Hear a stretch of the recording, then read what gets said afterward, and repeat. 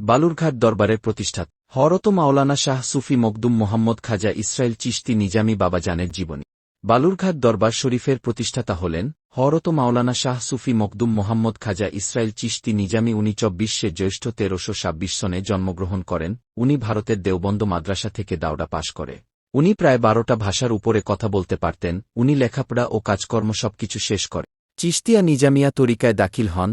তারপরে উনি সাধন ভোজন শুরু করেন। উনি প্রায় বাংলাদেশের 64টি জেলায় সাধন ভোজন করেন। তার মধ্যে উনার সবচেয়ে বড় সাধনটি ছিল সুন্দরবনে, যেখানে তিনি 3 বছর 21 দিন টানা বসেছিলেন। সাধনায় পরিপূর্ণতা হাসিল করে উনি বালুরঘাট দরবার শরীফ প্রতিষ্ঠা করেন। উনি চিশতিয়া নিজামিয়া তরিকার একজন মস্ত বড় জবরদস্ত মোজাদ্দেদ ছিলেন। উনার উদ্দেশ্য ছিল মানুষের আত্মার চিকিৎসা করা এবং বাংলার মাটিতে গানকে স্বীকৃতি প্রদান করা, যাতে তিনি সফল কাম হয়েছিলেন।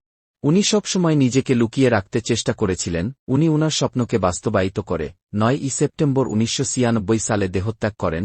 এখনও উনার নামের গান বাংলাদেশ ভারত জুড়ে চলে আসছে। উনার গান শুনেই মানুষ তরিকা সম্পর্কে জানতে ও বুঝতে পেরেছে, এবং তিনি তার কলিজার টুকরা নাতিকে গদিনশীন করে গেছেন। এখন বালুরঘাট দরবার শরীফের বর্তমান গদিনশীন হলেন শাহ সুফি মোহাম্মদ কিরণ চিশতি নিজামী বাবা যান। সে বালুরঘাট দরবার শরীফকে তার সর্বোচ্চ চেষ্টা দিয়ে সব সময় জাঁকজমক করে রাখেন, এবং সে তার বক্তবিন্দু নিয়ে দরবারের যেই কোনো অনুষ্ঠান জাঁকজমকভাবে পালন করেন, এবং দিন দিন তার বক্তবিন্দু বেড়েই চলেছে। তার স্বপ্ন বালুরঘাট দরবার শরীফ যেন দ্বিতীয় আজমির শরীফ হয়।